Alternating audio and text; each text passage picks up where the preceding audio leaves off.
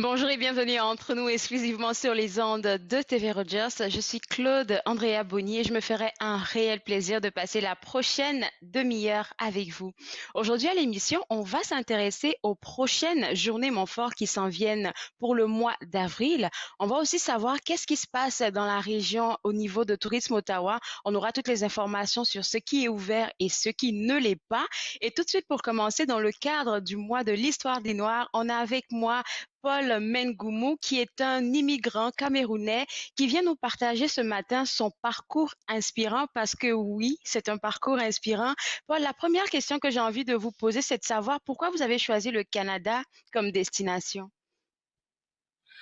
Euh, Claude Andrea, j'ai choisi le Canada en accord avec ma famille. Bon, jeune garçon au Cameroun qui vient de finir le secondaire.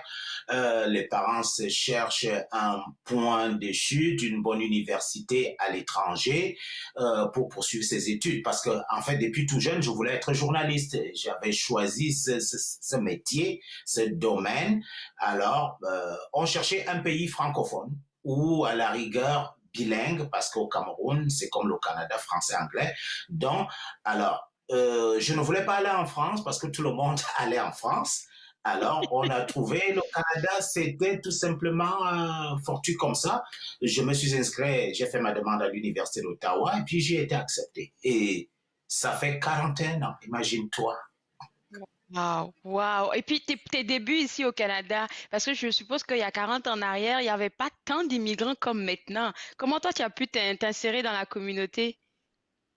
C'était assez difficile. Quand vous montez dans un autobus, on vous regarde. On vous regarde vraiment, on vous découvre. Parce que les rares Noirs qui y avait à Ottawa étaient soit des diplomates, et à l'Université d'Ottawa, c'était des fils de diplomates. On n'était vraiment pas nombreux. C'était un groupuscule vraiment de Noirs. La plupart étaient à Montréal, j'imagine, ou à Toronto. D'ailleurs, quand il fallait chercher à faire des pisseries africaines ou chercher de la nourriture exotique, tout le monde se déportait à Montréal pour aller acheter. Il n'existait même pas de magasin. C'est incroyable. J'imagine 40 ans en arrière, là, je suis pas sûre que j'aurais accepté de venir ici. Mais en tout cas, en tant que jeune homme, je suis pas mal sûre que tu as réussi avec ton engouement à t'intégrer dans la communauté et tout. Tu as dit que tu avais fait des études à l'Université d'Ottawa en communication, mais il faudrait aussi mentionner ton passage à TV Rogers. Et je pense que c'est là qu'on va se rejoindre. Comment tu es rentré, dans cette télécommunauté à l'époque, je pense que ça s'appelait Skyline. Skyline, voilà, exactement. Et votre producteur actuel, Yolande Le Sarr, était aux commandes justement en ce moment-là. Alors, je cherchais où faire un stage et je ne sais plus comment le contact s'est noué. On s'est parlé au téléphone, il m'a invité et je ne sais pas s'il m'a passé une entrevue, je ne sais même pas s'il m'a passé un test en ondes, mais je me suis retrouvé en ondes à être d'abord reporter pour des événements culturels en ville pour une émission qui s'appelait Projection. Et je pense 2 ans plus tard, Yolande Le Sarr, le producteur, me confiait l'animation de cette importante émission culturelle dans la ville. Ça me fait penser à mon propre parcours parce que c'est comme ça qu'il m'a recruté, moi. C'est comme, il nous laisse aller, il nous observe et puis du coup, il dit, OK, ça, il y a quelque chose à tirer dedans et puis du coup, il te reprend, il te forme. Mais c'est toujours une expérience que je pense que tout le monde doit connaître parce que ce soit le bénévolat ou le stage, même qui n'est pas payant, les gens doivent se donner. Et je pense que la jeunesse a besoin de ce message-là, en ce moment. Exactement, moi, ça m'a beaucoup aidé, hein, parce que après ça, je suis allé passer une entrevue à Radio-Canada Ottawa. Ils ont estimé que j'étais prêt et je vous assure qu'à mon premier jour de stage, ils m'ont envoyé en ondes et ils m'ont dit qu'ils l'ont jamais fait. Mon premier jour de stage, Radio-Canada m'a envoyé en ondes. C'est pour dire comment Yolande Le Sarr est un bon formateur. C'est le maître nageur qui vous jette dans la piscine avec votre maillot de bain et 100 mètres nageurs à côté. C'est pareil, je vais faire une petite anecdote. On va parler des journées Montfort aujourd'hui à l'émission, mais la première journée Montfort, je pense il y a 2 ans que j'ai animé, il a juste décidé que j'étais capable de le faire. Et puis du coup, là, j'étais lancée pour animer une conférence. J'étais toute pétrifiée, mais lui, il était sûr que j'allais y arriver. Il me donnait les astuces qu'il fallait. Dans la voiture, même avant d'arriver, j'étais comme, OK, c'est que je peux le faire s'il pense que je peux le faire. Mais c'est tout ça là qui devrait encourager la jeunesse vraiment à se donner, que ce soit pour un stage, un bénévolat. Et puis le bénévolat ici au Canada, c'est super important pour pouvoir se faire un bagage professionnel pour aller n'importe où. Exactement, ouais, exact. Alors, c'est ce qui s'est passé. Oui, Alors, ce que moi je voudrais demander aussi, puisque là on dit après le passage à Skyline en son temps, qui était TV Rogers aujourd'hui, vous êtes allé directement à Radio-Canada et puis tout de suite on vous a mis en ondes. J'imagine que la communauté noire à Radio-Canada en son temps aussi était pas énorme. non, il n'y avait pas vraiment grand monde, comme je l'ai dit tout à l'heure, mais on ressentait à travers les réactions une certaine fierté, parce qu'il fallait dire vraiment qu'à cette époque, j'étais le premier noir dans la région qu'on voyait à la télé, et les réactions étaient énormes. Les gens écrivaient, les gens téléphonaient, les gens encourageaient. Quand ils me rencontraient au marché Bail, on me reconnaissait tout de suite. Et c'était soudé, là. C'était vraiment c'était soudé et j'ai ouvert la porte par la suite. D'ailleurs, une anecdote, euh, le directeur du programme journalisme à la cité collégiale m'a fait une confidence. Il m'a dit, depuis que j'étais en onde, euh, la cité collégiale a eu, le programme de journalisme a connu beaucoup de succès avec les étudiants noirs. Au début, ils ne voulaient pas s'y inscrire parce qu'ils ne croyaient jamais qu'un noir pouvait aller en onde. Mais quand ils m'ont vu en ondes, beaucoup sont allés s'inscrire à ce programme de journalisme. D'ailleurs, j'ai enseigné là pendant 2 ans aussi. Oui. Quoi que tout ça pour dire que les petites actions qu'on mène au quotidien en tant que Noirs, en tant qu'immigrants, peuvent forcément impacter d'autres personnes. Alors aujourd'hui, en février 2021, on célèbre le mois de l'histoire des Noirs sur tout le continent canadien avec différentes thématiques un peu partout. Mais qu'est-ce que ça représente personnellement pour toi, Paul? Euh, Moi, je pense que c'est une journée qu'il fallait inventer. Et si elle n'avait pas existé, il fallait l'inventer, ne serait-ce que pour célébrer dans un premier temps des accomplissements de personnes noires qu'on ne met pas souvent en exergue. Mais surtout, c'est beaucoup plus important, on se souvient de ce qui s'est passé à Montréal dernièrement avec cet étudiant camarade, cet étudiant d'origine guinéenne, profilage racial, on connaît ça, profilage ethnique, racisme systémique, il y en a qui nient, il y en a qui trouvent que ça existe. Moi, je pense que ces choses-là existent et que ce mois est important parce que il faut attirer l'attention de la majorité sur cette vie que nous menons en parallèle. Moi, je m'en souviens, j'ai travaillé j'étais à Toronto à l'époque pour TFO et un parent m'a appelé Mhm.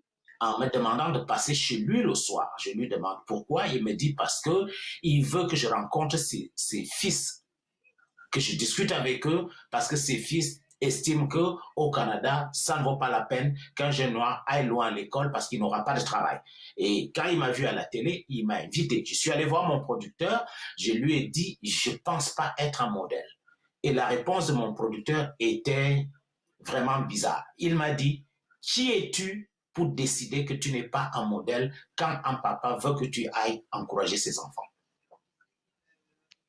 Ça me touche tellement là, je suis très fière de vous. Et puis maintenant que vous en parlez là, moi aussi j'ai eu la chance d'être sollicitée même pour aujourd'hui pour parler à des jeunes filles de mon parcours de fille noire qui est arrivée au Canada et tout ça. Donc quelque part on se rejoint et puis c'est vrai qu'il faudrait comme impacter la jeunesse. Mais en ce moment là, qu'est-ce que vous voulez dire à la jeunesse par exemple, des jeunes comme nous là, qui commençons tout Alors, doucement à s'impliquer.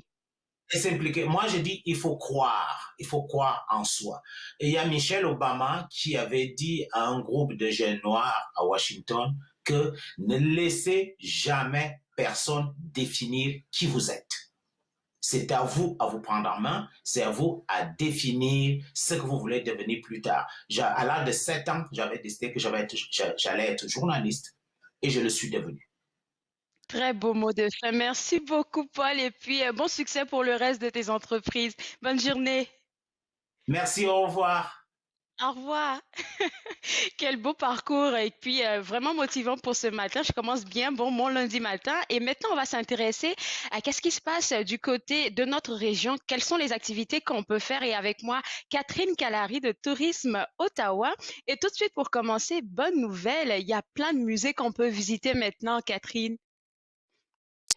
C'est ça, on est tous très contentes d'avoir entré encore dans la zone orange, ce qui veut dire qu'on peut maintenant fréquenter des attraits, des musées à l'intérieur. On avait jusqu'à maintenant toutes sortes de choses à l'extérieur qu'on pouvait faire, mais maintenant on peut aussi entrer dans les musées qui sont réouverts maintenant, à nos musées nationaux, naturellement. La musée de la guerre, la musée de l'histoire, ces deux qui sont ouverts des mercredis jusqu'au dimanche, ainsi que nos autres musées nationaux, naturellement. Mais je ne veux pas sauter dans toute cette conversation. C'est vrai que tous les musées, ben, on a l'habitude quelquefois de les recevoir sur le plateau, mais toujours ce qu'ils encouragent pour n'importe lequel des musées, c'est vraiment, ils encouragent les gens à prendre les billets à l'avance parce que ça permet de s'organiser pour eux autres. C'est ça, c'est très important de prendre les billets d'avance, certainement parce que les restrictions de personnes, de capacité au musée sont encore en vigueur. Alors, il est très important d'aller sur leur site web et de prendre vos billets d'avance et votre heure de visite de musée, certainement aussi.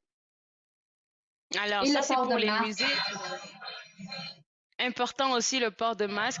Et puis pour les gens qui veulent savoir exactement où est-ce qu'ils doivent aller, quel musée aller visiter, vous pouvez visiter le site web de Tourisme Ottawa ou même aller directement sur le site web d'un des musées que vous voulez voir. Pardon. Ensuite de ça, Catherine, C'est je ne ça. sais pas si tu l'as remarqué aussi, depuis que la période hivernale a commencé, les gens patinent pas beaucoup. J'ai l'impression qu'ils ont un peu peur de sortir. C'est ça, mais aujourd'hui, je regarde par ma fenêtre, je vois beaucoup de neige. Alors, les gens vont se demander, est-ce qu'on peut patiner quand il y a tellement de neige? Certainement, il y a beaucoup à faire à l'extérieur. Les pistes de ski nordique sont en place naturellement aussi. Mais aujourd'hui, je pensais vous parler du patinage parce qu'on a tellement d'options à Ottawa.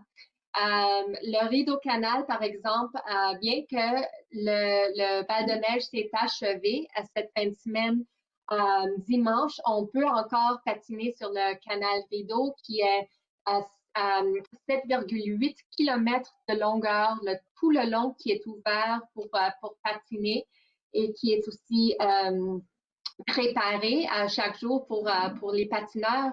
Alors, certainement, le canal rideau est une option, mais si vous ne pouvez pas vous rendre au canal rideau, on a aussi à Ottawa aussi 250 patinoires à l'extérieur à Ottawa.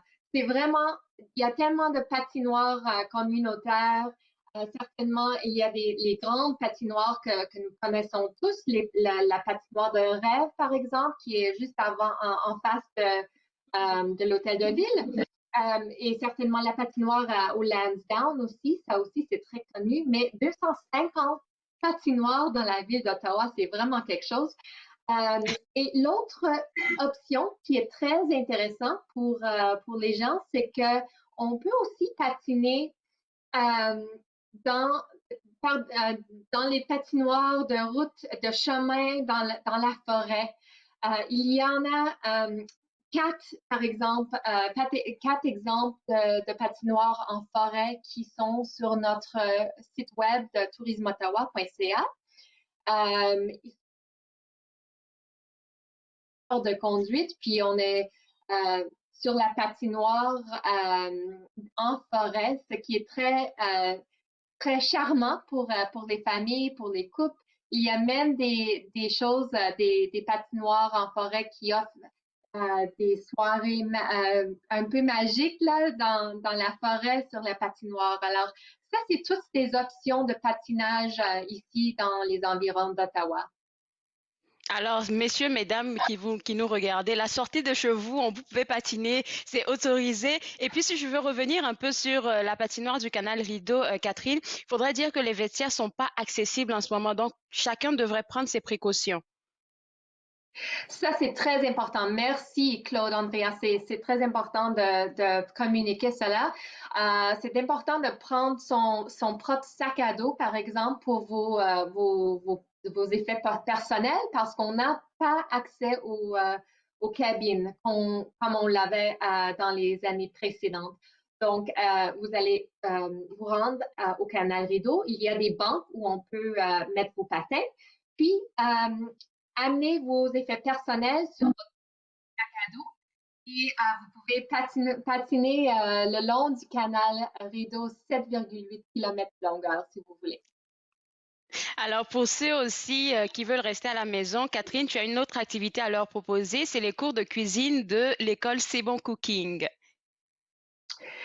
C'est ça, je pense que tous vos auditeurs et moi inclus, ça fait maintenant des mois qu'on est chez nous, à cuisiner chez nous et peut-être nos recettes personnelles de chez nous sont un peu moins intéressantes que peut-être avant. Alors, C'est Bon Cooking, c'est un opérateur ici à Ottawa, au marché Bay, qui offre des cours de cuisine, aussi bien des cours virtuels ainsi que des cours en personne. Et les cours en personne sont avec les protocoles très stricts, avec des protocoles pour la santé et la sanitation pour COVID. Donc, vous pouvez regarder sur leur site web quels sont ces protocoles qui sont en place. Par exemple, du plexiglas qui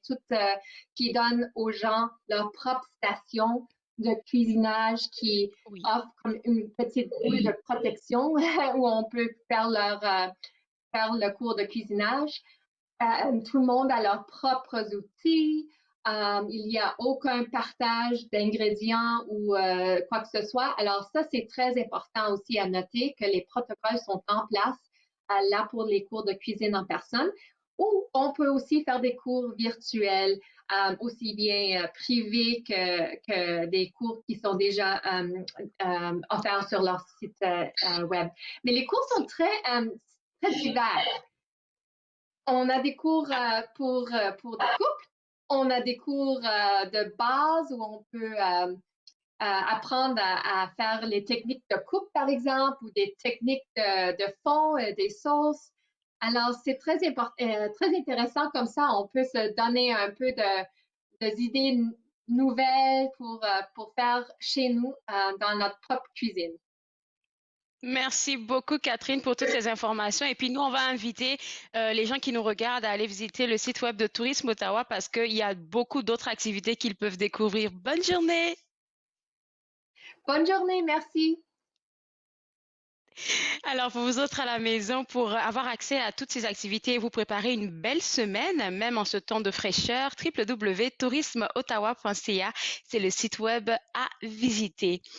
On va maintenant s'intéresser à la 19e édition des Journées Montfort organisées par l'Institut du Savoir Montfort. Et pour en parler ce matin, j'ai avec moi Dr Nicole, qui est présidente du comité scientifique des Journées Montfort 2021. Et juste pour un rappel, docteur Nicole, moi je sais qu'est-ce que c'est, mais peut-être que les gens qui nous regardent, ils savent pas exactement c'est quoi les Journées Montfort. Les Journées Montfort, Claude, Andrea, ça fait quelques années qu'on s'en parle entre nous. Merci de nous recevoir encore une fois. Et puis, c'est un congrès de formation médicale que je dirais pan-canadien qui existe depuis 19 ans. C'est Dr Denis Choret qui avait instauré ça et qui regroupe beaucoup de gens de l'hôpital Montfort. Mais cette année, on essaye d'aller de l'ouest en est. Donc, actuellement, on a des inscriptions qui viennent de 4 provinces, puis j'espère en avoir d'un peu partout cette année. Donc, actuellement, c'est Ontario, Québec, Nouvelle-Écosse et je crois qu'on a Nouveau-Brunswick aussi. Donc, excusez-moi pour le barda en arrière. Hein? C'est C'est la bon, on vraie sait vie, c'est la vraie vie d'un docteur à on vous a l'hôpital. arraché, on vous arrache du travail, mais on est tellement content que vous acceptiez de nous parler ce matin. J'ai envie de vous demander aussi, c'est quoi selon vous qui fait le succès des Journées Montfort? Parce que c'est toujours plein, en tout cas, quand c'était en présentiel Ah, de ce que j'ai pu voir. ben c'est ça, exactement. Mais les gens, premièrement, sont contents de se regrouper. Ils sont contents d'échanger en français sur des sujets médicaux et aussi des sujets d'actualité. Donc, et puis aussi, on a aux Journées Montfort, habituellement, on a toujours de la bonne nourriture ou des bonnes collations pour nous faire apprécier notre savoir qui rentre dans notre cerveau. Je peux témoigner de ça pour le bon buffet. Alors, pour cette année, pour les Journées Montfort 2021, je sais qu'il y a différents sujets qu'on peut traiter, mais c'est quoi les points sur lesquels vous êtes arrêtés?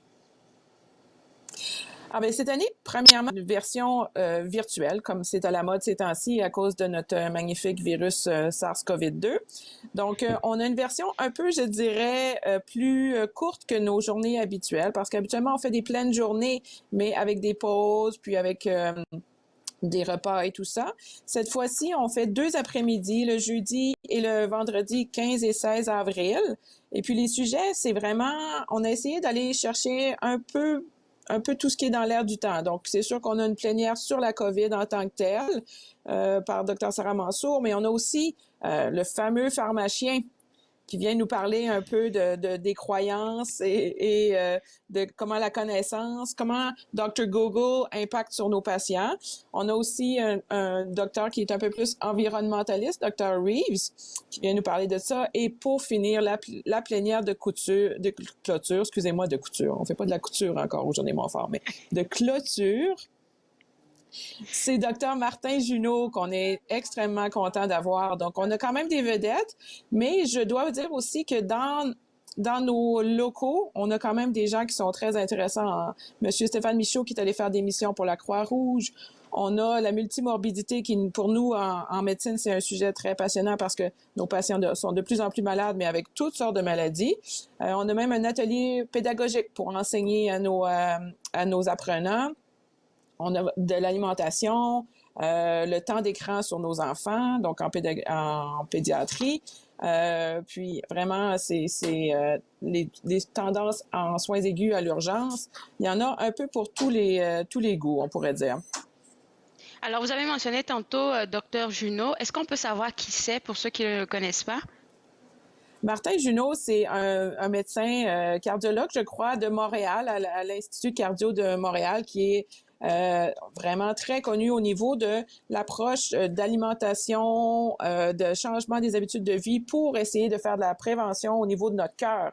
On sait qu'avec le COVID, on a tous pris un peu de poids et un peu trop d'alcool et un peu trop de pain qu'on a fait nous-mêmes. Donc, avec ça, il va nous parler un peu de la de la diète méditerranéenne et aussi de qu'est-ce qui est bon pour notre cœur, vu que c'est le premier tueur des Canadiens actuellement. Donc, c'est pas la COVID qui tue notre monde. Nous, c'est les infarctus, l'insuffisance cardiaque et tout ça. Donc, c'est vraiment pour aller nous finir ça. Il nous finit ça en beauté pour qu'on n'aille pas manger de la poutine le vendredi soir quand on va sortir du congrès.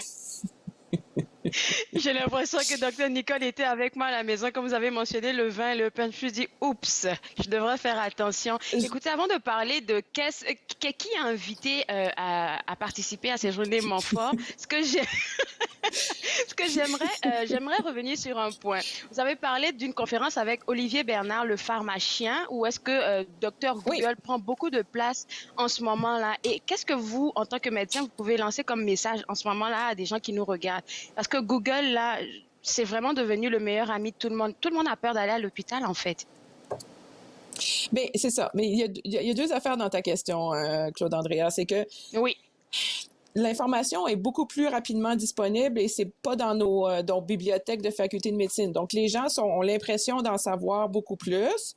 Mais il y a aussi, je dirais, comment on pourrait dire, c'est que la connaissance scientifique, solide, parfois, c'est pas la réponse que le patient veut. Donc, il veut avoir la réponse la plus facile. OK, comment perdre 20 livres en prenant juste du jus de citron ou en faisant pas trop d'efforts? C'est quelle nouvelle pilule va me permettre de guérir telle affaire, alors que ça implique beaucoup souvent de changements d'habitude de vie ou de choses qui sont un peu plus difficiles, de changements de routine que les patients trouvent plus difficiles à implanter.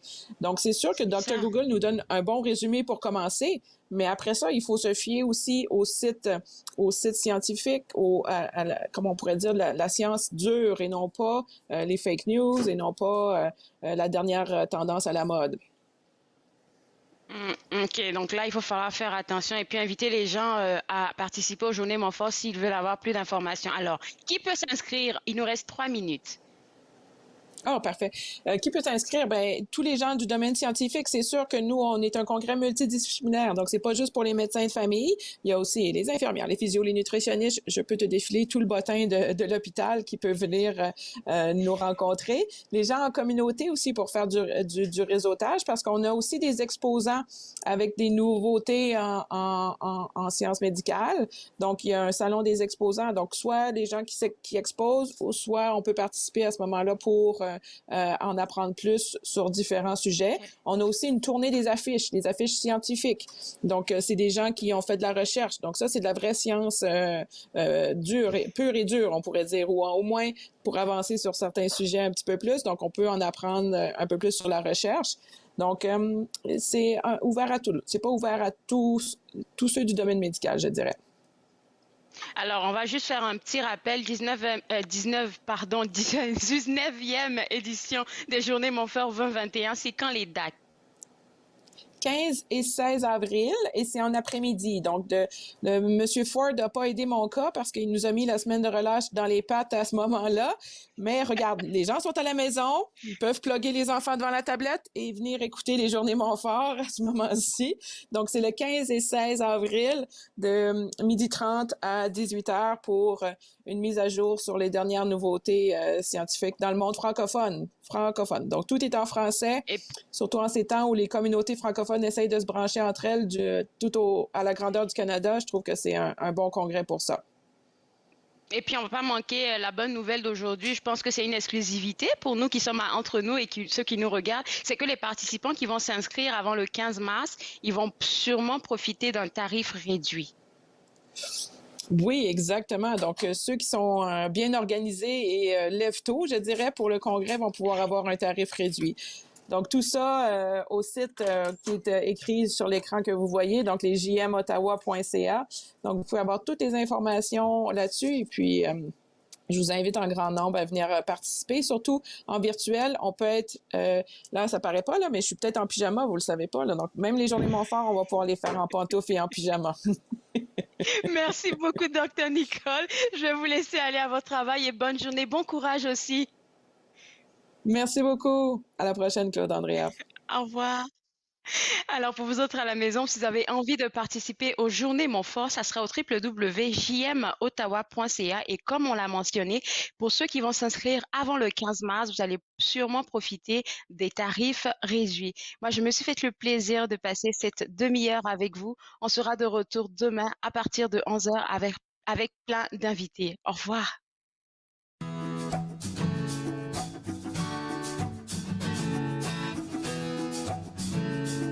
Faites-nous part de vos commentaires en composant le 613-521-2323 par courriel sur Facebook et Twitter.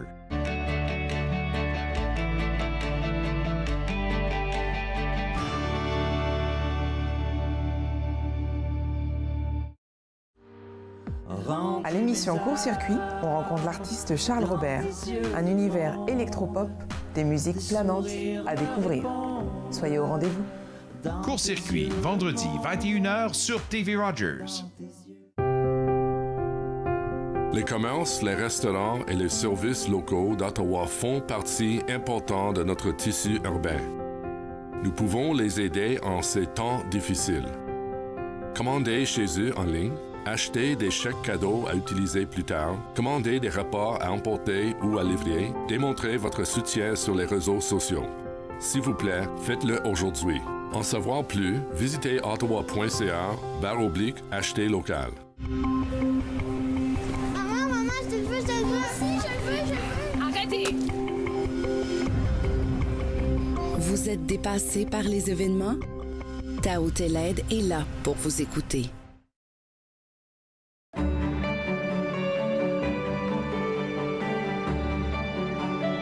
Vous regardez TV Rogers, Ottawa.